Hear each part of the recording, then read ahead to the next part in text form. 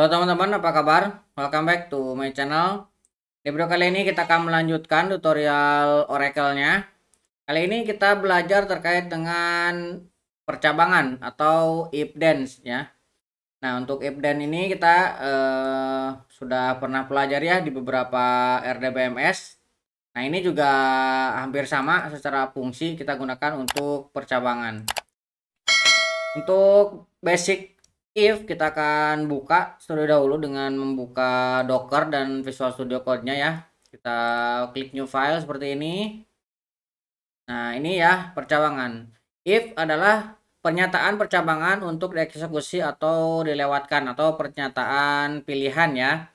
Nah, ini kita ada beberapa tipe if. Ada if then artinya hanya satu percabangan. If then else ini percabangan dengan pilihan. Kemudian ada if then else if. Jadi ada beberapa kondisi atau if yang memiliki beberapa pilihan. Nah, perintah dasarnya seperti ini. Ini ada if, kemudian ada kondisinya. Kondisi ini bersifat boolean ya, bernilai true ataupun false. Kemudian ini then. Nah, setelah ada if, maka ini ada statement selanjutnya apa yang mau kita eksekusi jika memenuhi kondisi ini. Kemudian di sini ada end if untuk penutup dari statement if. Oke, ini perintah dasarnya seperti ini. Nah, kita akan coba contohkan ya. Nah, kita akan declare. Nah, kita akan declare misalkan and sales. Saya akan declare and sales, tipe datanya number. Nah, kemudian saya mau isi ini 2 juta. Nah, isinya 2 juta seperti ini. Kemudian kita akan lakukan buka statement begin dan end. Ini adalah statement eksekusi yang akan dijalankan ya. Nah, di dalamnya kita akan cek if sales lebih dari, nah kita akan jalankan lebih dari 1 juta, ini kan 2 juta. Nah, kita akan tambahkan di sini output salesnya sekian. Nah, kemudian di sininya kita gunakan and. Nah, gunakan and if. Nah, seperti ini ya. Nah, ini kalau misalkan dia terpenuhi, dia akan eksekusi ini. Sales lebih besar dari segini. Nah, ini kita akan coba jalankan. Ini kita blok. Kita run. Nah, kita mendapatkan datanya ya. Oke, ini kita menggunakan if then. Ini belum ada else-nya ya. Kita hanya satu kondisi saja terpenuhi, dia dijalankan, tidak terpenuhi, dia akan lewatkan. Ini contoh sederhana untuk if then. Nah, ketika kita membuat percabangan, ini ada beberapa hal yang perlu teman-teman perhatikan. Ada istilah if yang kikuk atau if yang tidak clean ya kalau istilah programming ya. Ini akan saya contohkan. Yang pertama tidak kikuk. Hindari if yang kikuk. Kikuk itu if yang tidak clean. Jadi sebenarnya bisa kita pendekkan, kita tulis cukup panjang. Saya akan declare. Nah, seperti ini. Misalkan kita akan definisikan profitable b dot underscore profitable. Nah, ini tipenya boolean. Nah, misalkan kita akan buat boolean seperti ini. Kemudian kita buat lagi and sales. Ini tipe datanya number. Nah, kita akan kasih misalkan segini ya. Kemudian kita and cost. Tipe datanya number juga. Nah, ini akan kita kasih segini misalkan ya. Nah, di sini kita akan melakukan buka begin. Kemudian kita akan tutup dengan end seperti ini. Nah, di dalamnya kita akan lakukan misalkan ini ya. B underscore profit table. Berapa tabelnya kita akan isi dengan ini yang salahnya ya, yang tidak tepat false seperti ini. Di sini kita cek jika sales lebih dari misalkan kita kasih n underscore cost, ini cheese salah ya, kita ganti dengan cost. Nah, baru kita ada n-nya di sini, n if koma. Nah, di dalamnya kita definisikan b sama dengan true. Nah, cara seperti ini kelihatannya benar ya. Nah, tapi kita sebenarnya bisa menyederhanakan seperti ini. Kita tinggal ini misalkan, nah ini tidak seperti ini yang kurang tepat. Nah, kita bisa dengan b underscore profit table.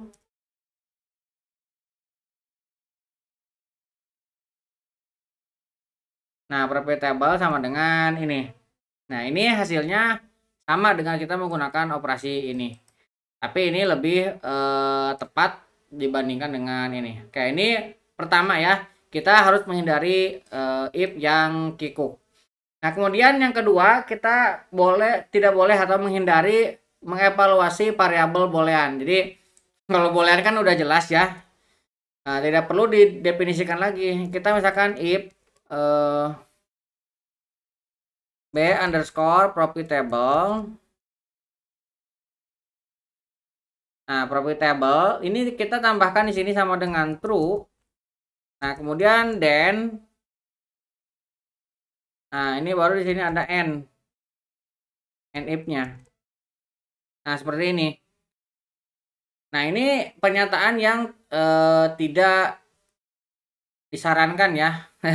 Karena sebenarnya ini sudah bernilai boolean, jadi tidak perlu kita definisikan true lagi. Tapi kita disarankan seperti ini, cukup saja, tidak perlu definisikan sama dengan true ya. Nah, ini ketika dia cek ini true, maka dia akan diteruskan. Ketika dia false, maka dia akan lewatkan. Nah, ini itu yang dinamakan mengevaluasi variabel boolean. Nah, itu lebih tepat dibandingkan dengan kita menuliskannya true sama dengan true sama dengan false gitu ya. Oke, itu kita juga bisa melakukan statement untuk if else ya. Misalkan kita buat if, perintahnya ini kita langsung contoh aja ya. If else ini kita declare dulu, declare. Nah, misalkan saya mau buat n sales, net sales ya. Kita tipe datanya number, kemudian kita akan kasih, nah ini bukan profitable, kita bikin komisi ya, ini tidak perlu berarti. Kita bikin n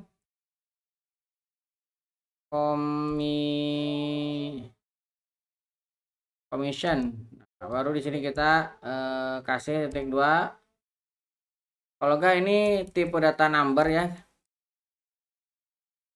Number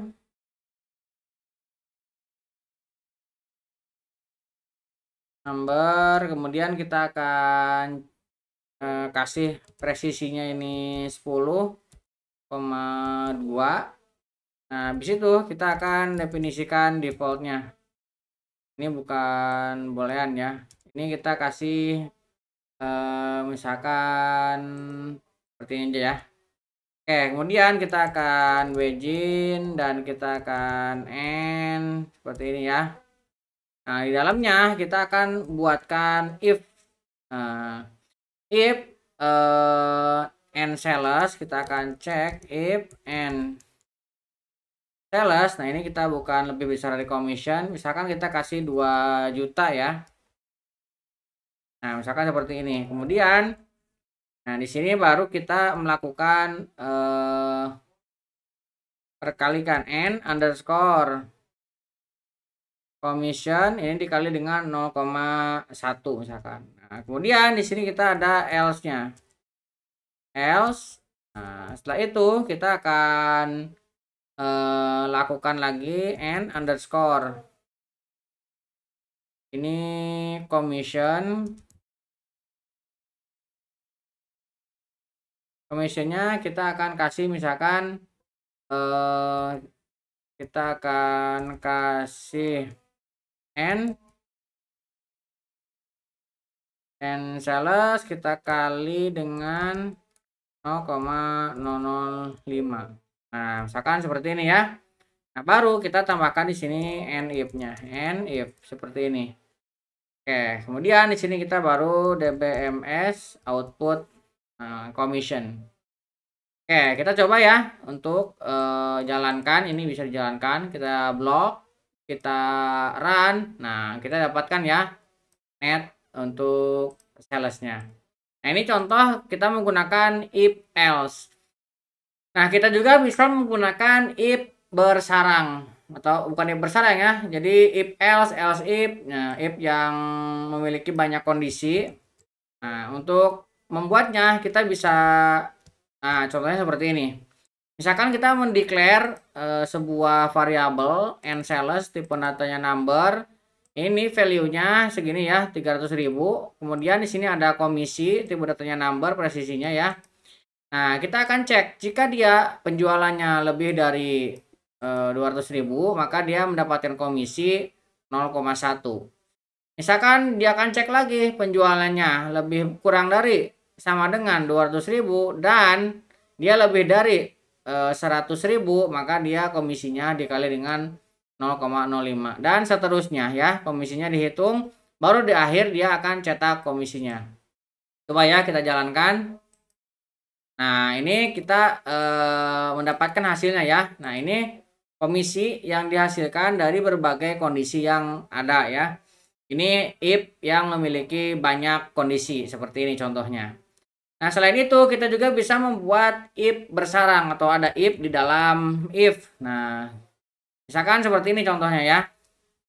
Nah, kita memiliki if kondisi 1. Kemudian kita juga di dalam if lagi ada if kondisi 2. Nah, sebenarnya cara seperti ini kurang pas ya. Kita bisa menggunakan n harusnya di sini. If kondisi 1 n kondisi 2. Kondisi 2 seperti ini. Ini seharusnya seperti, tapi ini juga bisa kita if bersarang seperti ini. Nah, kalau misalkan kita sudah pakai n, berarti ini sudah tidak diperlukan lagi dan ini juga tidak perlu, dia langsung ke yang ini. Jadi ketika dua-duanya terpenuhi baru dia akan eksekusi. Tapi if bersarang adalah contohnya seperti ini. Ya, kurang lebih seperti itu ya untuk kondisional di Oracle. Kita gunakan untuk memilih apakah dieksekusi ataupun tidak. Mudah-mudahan bisa membantu teman-teman. Buat teman-teman yang belum subscribe, jangan lupa subscribe dan nyalakan tombol loncengnya. Sampai ketemu di video selanjutnya.